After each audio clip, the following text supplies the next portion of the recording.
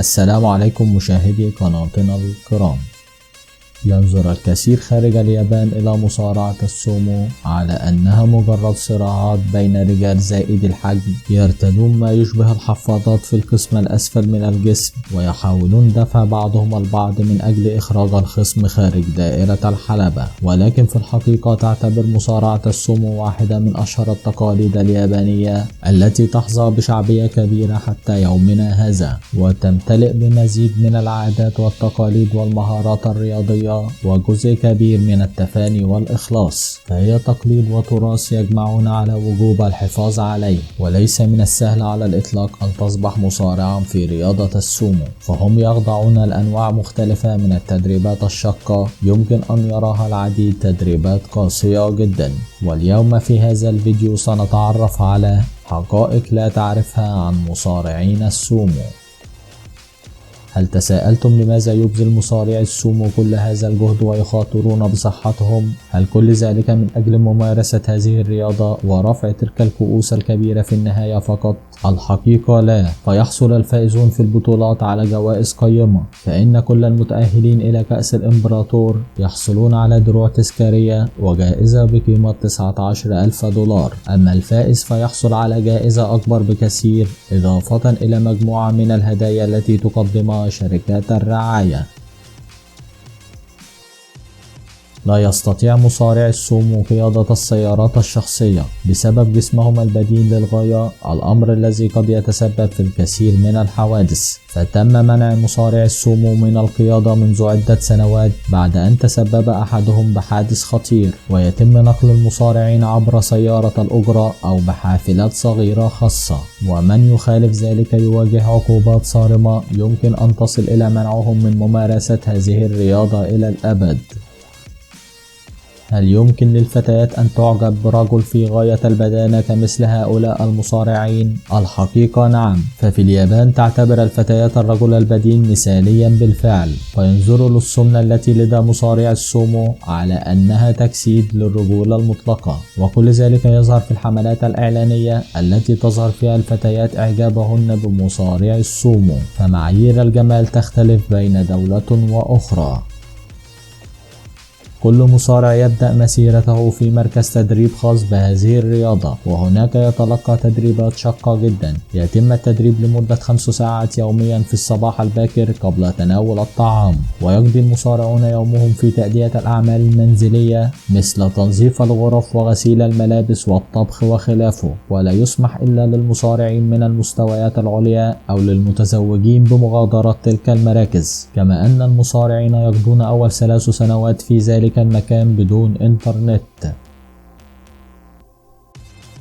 يبلغ متوسط وزن مصارع السومو بين 150 و 160 كيلو جراما، ومنهم من يفوق وزنه عن ذلك بكثير ويشاركون في البطولات المخصصة للأوزان الكبرى. لكن هل تساءلتم عن الطعام الذي يتناولوه يوميا؟ هل تعتقدون أنهم يتناولون الوجبات السريعة من المطاعم ويشربون الكثير من مخفوق البروتين يوميا؟ الحقيقة لا، فتقدم لهم وجبتين طعام فقط في اليوم، تتكون من حساء من قطع اللحم أو الأسماك مع مجموعة كبيرة من الخضروات بالإضافة إلى صوص الصويا. ومن يقوم بطهي الطعام هم المصارعين الأقل رتبة في مقر المصارعة. والغريب في الأمر هو أن لديهم مواعيد ثابتة لتناول الطعام ولا يتخلفون عنه، وكما جرى العرف هناك بأن يبدأ المصارعون في تناول الطعام بالترتيب حسب التصنيف من الأعلى إلى الأقل رتبة أو مكانة.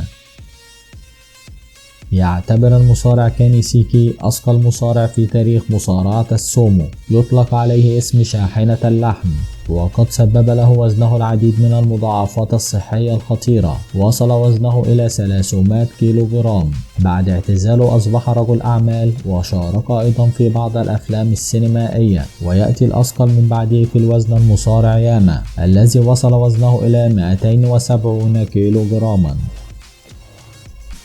عندما يدخل المصارعين حلبة مصارعة السومو فلا يبدأوا في الصراع مباشرة، بل يظلوا لمدة 4 دقائق تقريبا يفعلون بعض الأمور المعتادة عليها، فينحنيان لبعضهما البعض، ثم يحصلون على ورق مبلل لتبليل الجسم بالماء، ثم يتم وضع مسحوق خاص على الحلبة لتجنب الانزلاق، وبعد ذلك يجلس المصارعان في وضعية القرفصاء ويرفعان أيديهما للأعلى، والهدف من كل ذلك هو إظهار المصارع لخصمه وللجمهور بأنه لا يحمل أي أسلحة.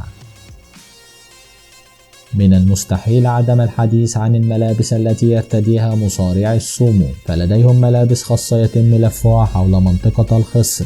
ارتداء تلك الملابس صعبا للغاية، حيث يتم تمرير شريط قماش خشن بين الأرجل ثم يتم لفه حول الجسم وربطه بإحكام، ذلك يجعل المصارعين قادرين على تحريك أطراف الجسم بسهولة. كما أن هناك بعض الملابس الطويلة اللامعة التي يرتديها المصارعون أثناء الاحتفالات يتم دفع ثمنها من طرف شركات الرعاية، ولذلك نرى غالبا العديد من العلامات التجارية مطبوعة على تلك الملابس. تقاليد السومو تنص على أن تلك الملابس الخاصة بالمصارعة لا يجب غسلها، كل ما يفعله المصارعون هو تعريضها لأشعة الشمس بعد كل نزال.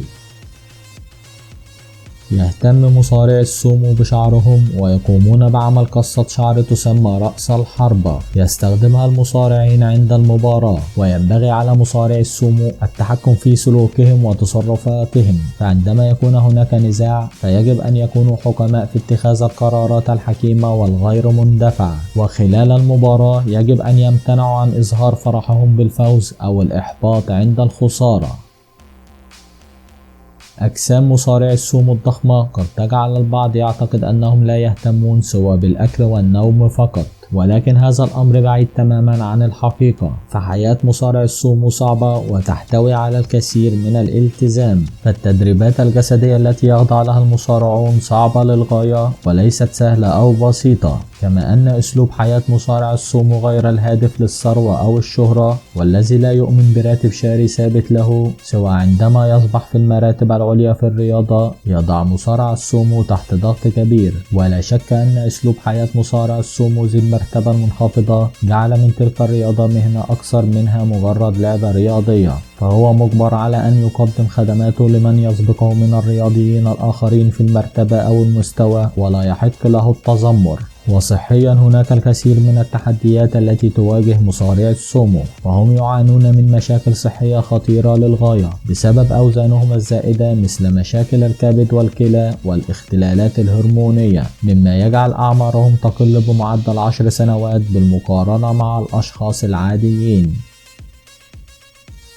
عند الحديث عن رياضة السومو نتخيل دائما رجلا سمينا، لكن الحال ليس كذلك دائما. في كسر للصورة النمطية لمصارع السومو والاعتماد على خفة الحركة والسرعة والوزن الخفيف نوعا ما، ظهر جيل جديد من المصارعين الذين يتمتعون بعضلات مفتولة، من بينهم المصارع الشهير بافل بوغار من جمهورية التشيك. حقق هذا المصارع شعبية لا بأس بها، وحقق العديد من الانتصارات، وكان يستخدم عدة ضربات ذكية جدا للتغلب على خصمه.